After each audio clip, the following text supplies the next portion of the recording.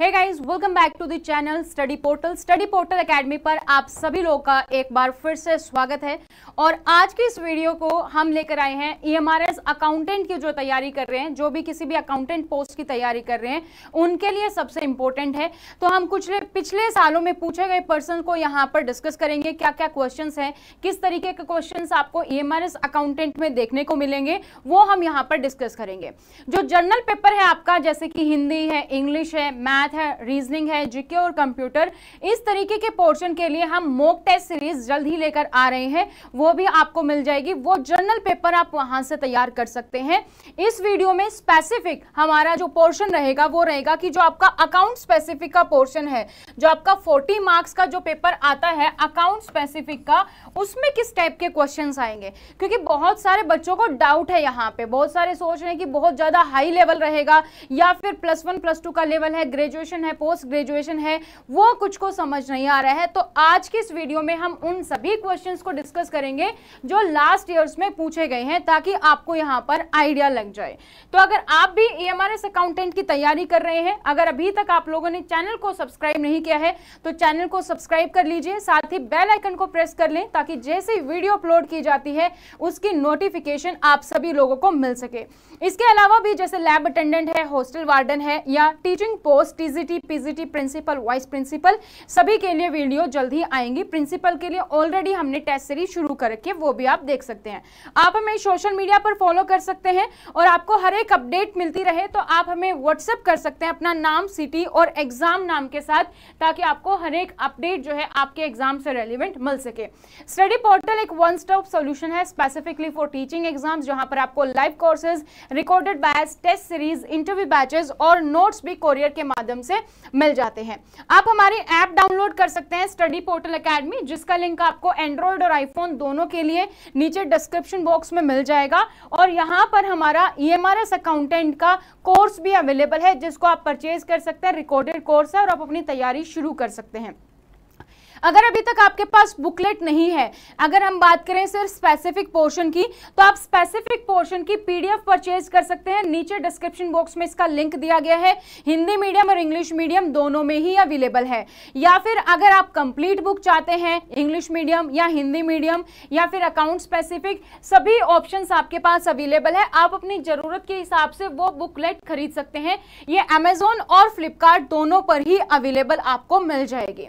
अब बात करते हैं कि ठीक है, हमने पढ़ लिया टेस्ट सीरीज का क्या, जो कि अभी हम डिस्कस भी करने वाले हैं क्वेश्चंस को। तो अकाउंटेंट की टेस्ट सीरीज आ चुकी है। इंग्लिश मीडियम का ये मैंने आपको एग्जांपल दिया, हिंदी मीडियम में जल्दी अवेलेबल हो जाएगी। तो इसमें टोटल 10 टेस्ट पेपर दिए गए हैं, यानी कि 10 पेपर। आपका जो पूरा स्पेसिफिक पोर्शन के साथ ही जो पूरा है आपका हिंदी, इंग्लिश, मैथ, रीजनिंग, ठीक है, इसके अलावा आपका जीके, कंप्यूटर, अकाउंट स्पेसिफिक, पूरा का पूरा पोर्शन आपका कवर किया गया। यानी कि फुल लेंथ टेस्ट में आपके 10 टेस्ट है, तो इसमें आप प्रैक्टिस कर सकते हैं और अपने एग्जाम को क्लियर कर सकते हैं। आपको आइडिया लग जाएगा किस तरीके के क्वेश्चंस जो हैं वो यहां पर आते हैं आप लोग के लिए। तो सबसे पहले क्वेश्चन है हमारा आज का, what is an organisation established for the purpose of not making profit called. अगर कोई ऐसा संगठन है, कोई ऐसी कंपनी बनाई गई है जिसका उद्देश्य लाभ ना कमाना है, तो ऐसे संगठन को आप क्या कहेंगे। लाभ ना कमाने के उद्देश्य से स्थापित संगठन को आप क्या कहते हैं, वो यहां पर पूछा गया है। तो ऑप्शंस आप देखेंगे और आंसर्स आप कमेंट सेक्शन में कमेंट कर सकते हैं। सबसे पहला ऑप्शन यहां पर, क्या हम उसको कंपनी कहेंगे। सेकंड, क्या हम उसको प्रॉफिट ऑर्गेनाइजेशन कहेंगे। हमारे क्वेश्चन में ही दिया गया है कि जो ऑर्गेनाइजेशन है वो कैसी होनी चाहिए, लाभ ना कमाने वाली, for not making the profit. तो लाभकारी तो बिल्कुल भी नहीं है। थर्ड हमारा है नॉन प्रॉफिट ऑर्गेनाइजेशन, यानी कि गैर लाभकारी संगठन, या फिर D none of the above. ABCD कौन सा ऑप्शन करेक्ट है। अगर कोई ऐसी ऑर्गेनाइजेशन है जिसका पर्पस लाभ ना कमाना है, ऐसे उद्देश्य से कोई संगठन बनाया गया है, तो उसको हम क्या कहेंगे। तो ना तो हम उसको कंपनी कहेंगे, प्रॉफिट ऑर्गेनाइजेशन तो बिल्कुल नहीं कहेंगे। हमारा राइट ऑप्शन क्या होगा दोस्तों, सी ऑप्शन है, नॉन प्रॉफिट ऑर्गेनाइजेशन, यानी कि गैर लाभकारी संगठन हम इसको कहते हैं। सो राइट ऑप्शन हमारा क्या है, ऑप्शन सी हमारा यहाँ पर राइट है। नेक्स्ट क्वेश्चन पर चलते हैं। Which of the following is not a core financial statement, जो नीचे दिए गए ऑप्शन है उसमें से वित्तीय विवरण कौन सा नहीं है, यानी कि कोर फाइनेंशियल स्टेटमेंट कौन सी नहीं है।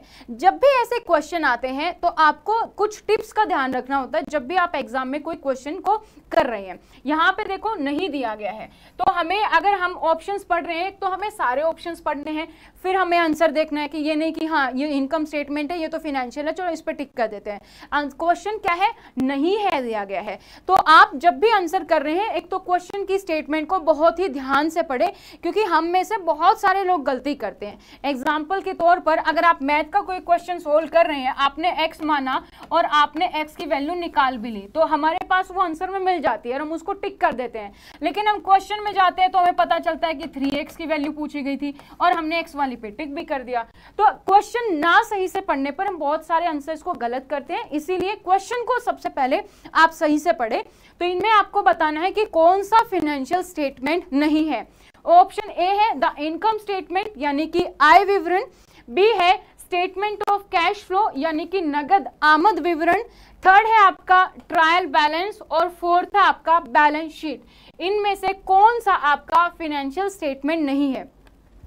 आप अपने आंसर्स को कमेंट सेक्शन में कमेंट कर सकते हैं कौन सा फाइनेंशियल स्टेटमेंट नहीं है। ये क्वेश्चन दोस्तों यहाँ पर पूछा गया है, तो इसका राइट ऑप्शन क्या है हमारा? ट्रायल बैलेंस नहीं है। इनकम स्टेटमेंट भी है, इनकम स्टेटमेंट हमारी क्या है? फाइनेंशियल स्टेटमेंट, उसमें सारे फाइनेंशियल होगा, जो हमारे पास है इनकम आई है वो सारी है, ठीक है। कैश फ्लो का स्टेटमेंट भी हमारी फाइनेंशियल स्टेटमेंट है, आपको पूरा कैश फ्लो पता चलेगा कितना आया कितना गया है। बैलेंस शीट तो हमारी है ही फाइनेंशियल स्टेटमेंट, कौन सी नहीं है? ट्रायल बैलेंस नहीं है। ऑप्शन सी हमारा यहाँ पर करेक्ट आंसर है।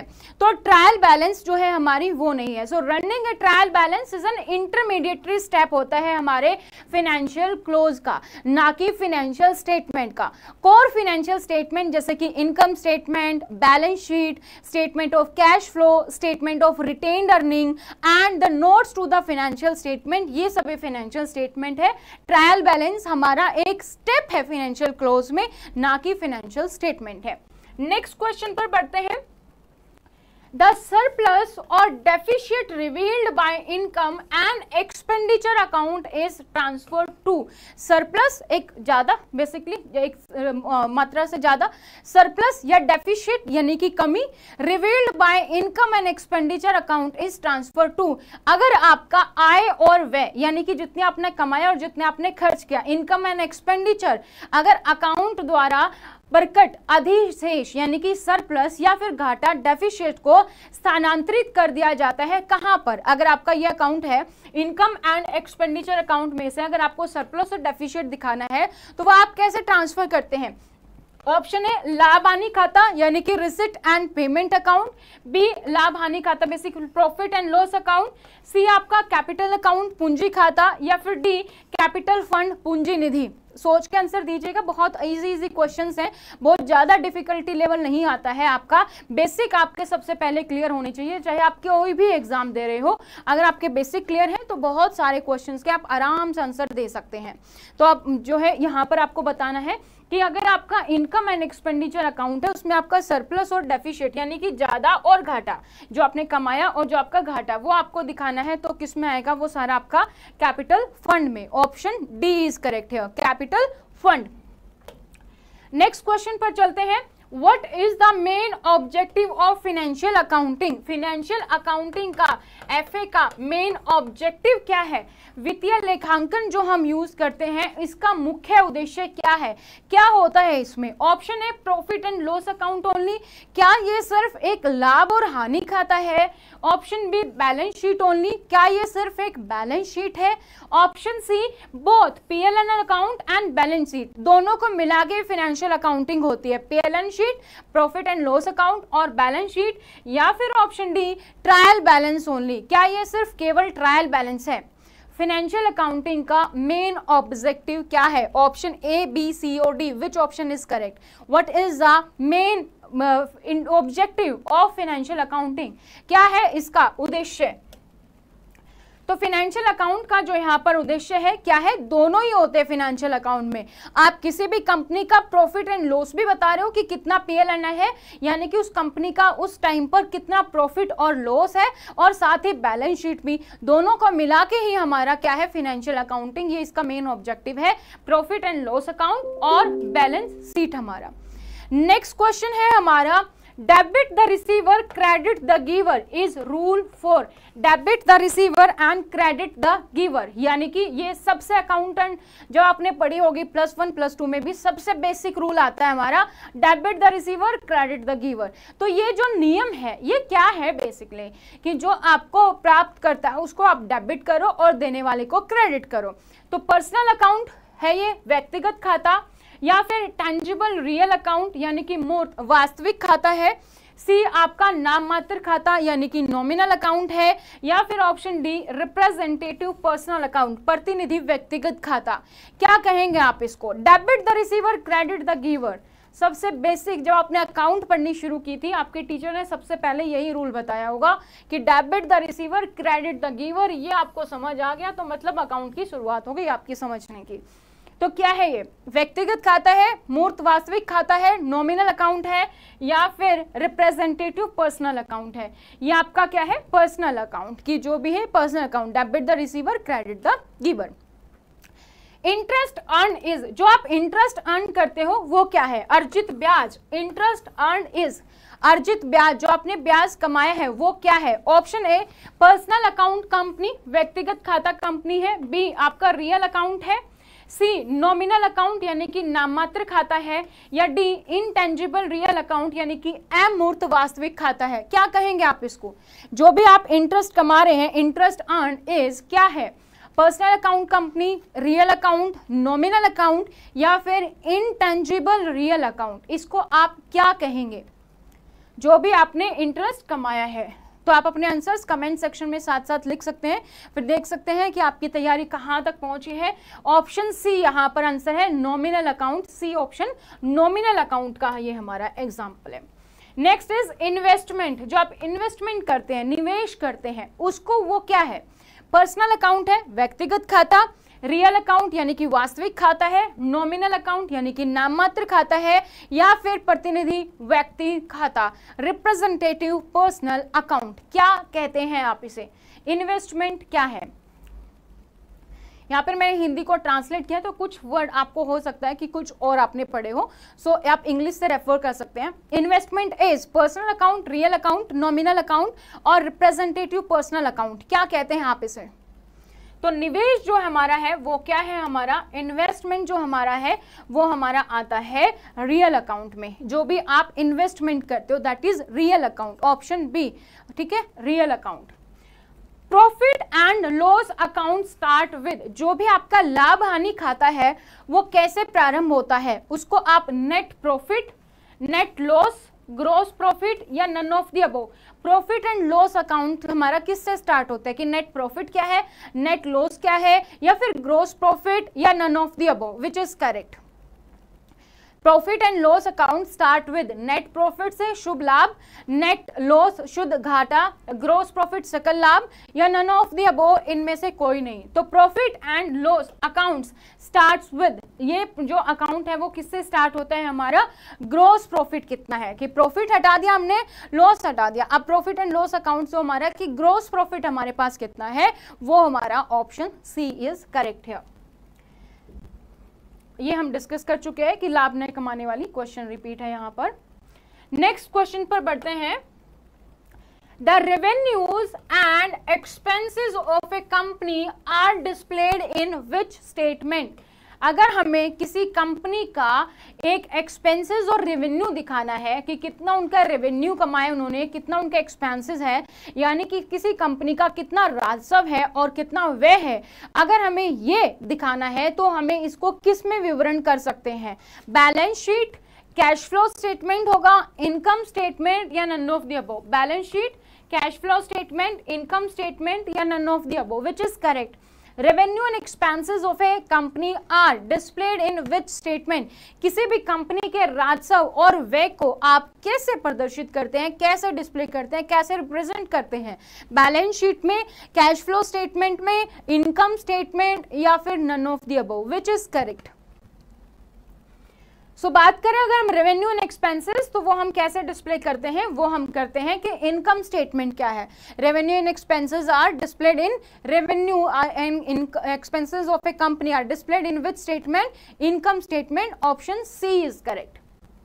Next question is the kind of debts which are needed to be repaid in a short term is known as, कि जो हमारे डेप्ट हैं, कौन से डेप्ट होते हैं जिसको हमें शॉर्ट टर्म में रिपे करना होता है। डेप्ट होते हैं हमारे अलग अलग तरीके से, जिसको आपको कुछ टाइम में भी पेमेंट कर सकते हो, उन डेप्ट को हम क्या कहेंगे जिनको आपको शॉर्ट टर्म में यानी कि अल्प अवधि में चुकाना हो।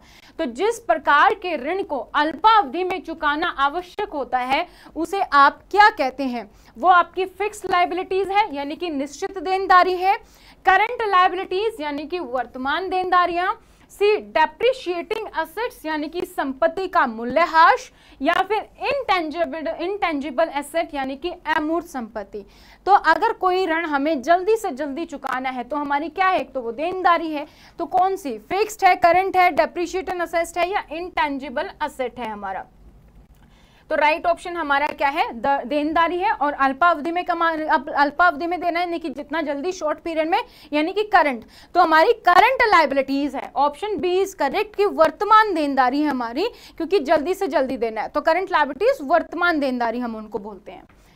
नेक्स्ट इज हमारा when are balance sheet prepared, जो हमारी बैलेंस शीट पड़ती है वो हम कब बनाते हैं, क्वार्टरली बनाते हैं यानी कि त्रैमासिक, ईयरली, वार्षिक, मंथली, महीने बर महीने बनाते हैं हम, या none of the above. Balance sheet कब बनाई जाती है, आप क्वार्टरली बनाते हो, मंथली बनाते हो, ईयरली बनाते हो, या इनमें से कोई नहीं कि डेली बनाते हो, क्या ऑप्शन होना चाहिए, बाई वीकली, ईयरली, क्या क्वार्टरली, ईयरली, मंथली, या फिर none of the above. Balance sheet कब तैयार की जाती है, बहुत ही सिंपल सा क्वेश्चन है। तो बैलेंस शीट हमारी कब तैयार की जाती है, बैलेंस शीट जो हमारी तैयार की जाती है वो हमारी ईयरली, हर साल हम किसी भी कंपनी का पूरा जब क्लोज करते हैं तो बैलेंस शीट हम बनाते हैं, ठीक है, कि जितना भी आया गया पूरा, कि हम जो भी मंथली बाय मंथली हम पूरा अपना अकाउंट स्टेटमेंट बनाते रहते हैं, फिर ईयरली हम उसका बैलेंस शीट प्रिपेयर करते हैं। सो ईयरली बेसिस पर option B is correct here.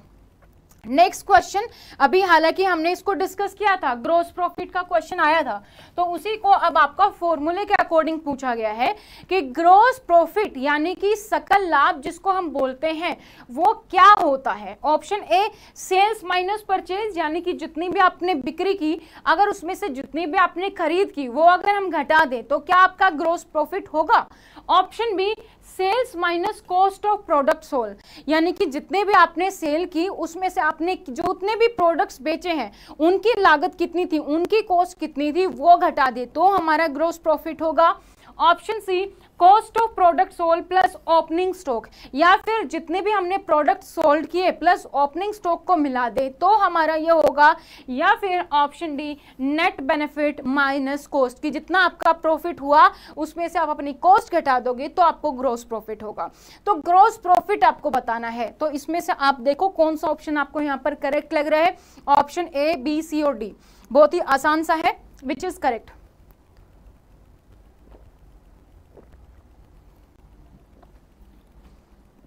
Cell, purchase, sale में से माइनस कर दें हम परचेज, या सेल में से हम जितने का हमने माल बेचा वो हम माइनस कर दें, या जितने का हमने माल बेचा उसमें हम ओपनिंग स्टॉक को मिला दें, ये तो बिल्कुल ही गलत है चीज़ों, या फिर नेट बेनिफिट में से हम कॉस्ट को घटा दें।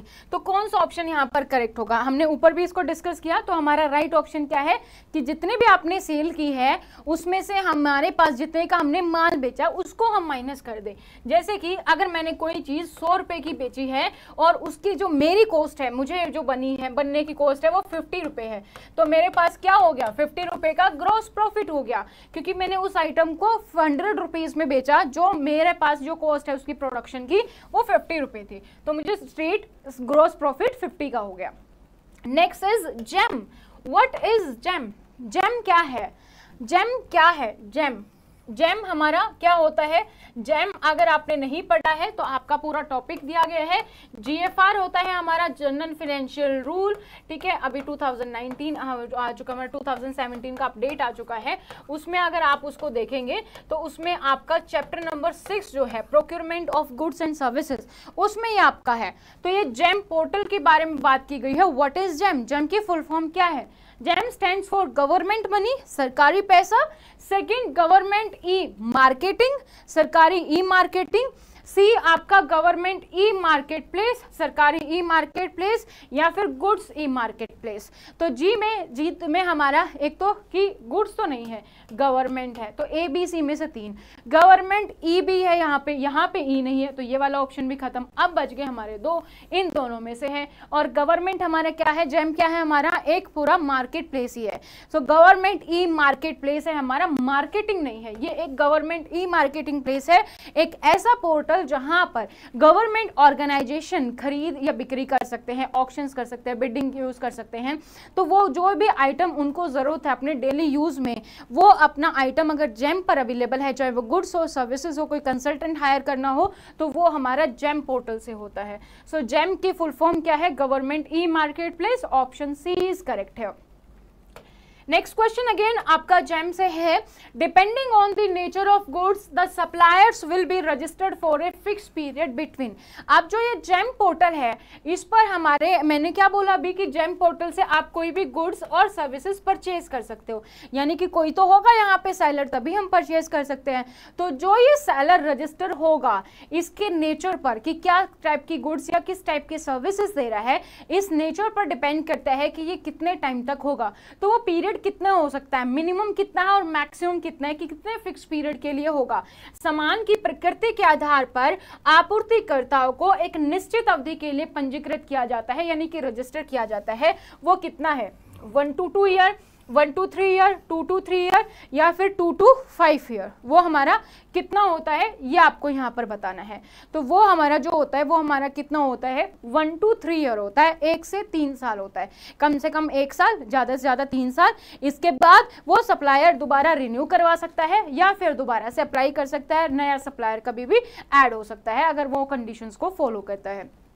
तो ये थे हमारे आज की वीडियो में कुछ क्वेश्चंस। इसी तरीके की और वीडियोस हम आप लोग के लिए लेकर आएंगे।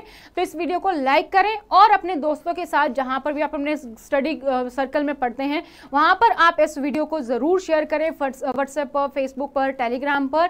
और अगर आप टेस्ट सीरीज घर बैठकर प्रैक्टिस करना चाहते हैं तो टेस्ट सीरीज की बुक ऑलरेडी आ चुकी है, आप अमेजोन, फ्लिपकार्ट पर ऑर्डर इसको कर सकते हैं। इसमें पूरे 10 फुल लेंथ मॉक टेस्ट है, पूरा का पूरा पेपर है आपका, general paper plus post specific पूरा मिला के है, Hindi, English, math, reasoning, computer, GK, account specific complete मिला के 10 टेस्ट पेपर आपके पूरे यहाँ पर दिए गए हैं। तो आप इसको परचेज कर सकते हैं। अगर आप बुक परचेज करना चाहते हैं, वो भी अमेजन, फ्लिपकार्ट पे है, चाहे आप अकाउंट स्पेसिफिक पोर्शन चाह रहे हैं या जनरल पेपर चाहते हैं या पूरा पेपर चाहते हैं, सारे ऑप्शंस अवेलेबल हैं। आप हमें सोशल मीडिया पर फॉलो कर सकते हैं और आप हमें व्हाट्सएप कर सकते हैं अपनी डिटेल्स के साथ, ताकि आपको पूरी अपडेट्स मिलती रहे। इसके अलावा आप हमारी ऐप डाउनलोड कर सकते हैं। अगर आप ये सारी चीजें वीडियो फॉर्मेट में चाहते हैं तो रिकॉर्डेड बैच अवेलेबल है हमारी ऐप पर, वहां से आप इसको परचेज कर सकते हैं। ये कुछ बुक्स हैं जिसका लिंक आपको पीडीएफ में मिल जाएगा, वहां से आप लिंक डाउनलोड पीडीएफ के थ्रू आप डाउनलोड कर सकते हैं, या आप इसको हार्ड कॉपी परचेज करना चाहते हैं तो फिर आपको अमेजन, फ्लिपकार्ट पे ये बुकलेट आप जो है परचेज कर सकते हैं। इससे रिलेटेड कोई भी डाउट हो तो आप नीचे दिए गए कमेंट सेक्शन में कमेंट कर सकते हैं। आज के इस वीडियो में इतना ही, फिर मिलेंगे नई जानकारियों के साथ। तब तक thank you so much, bye bye, take care. Exam की प्रिपरेशन करें। All the very best.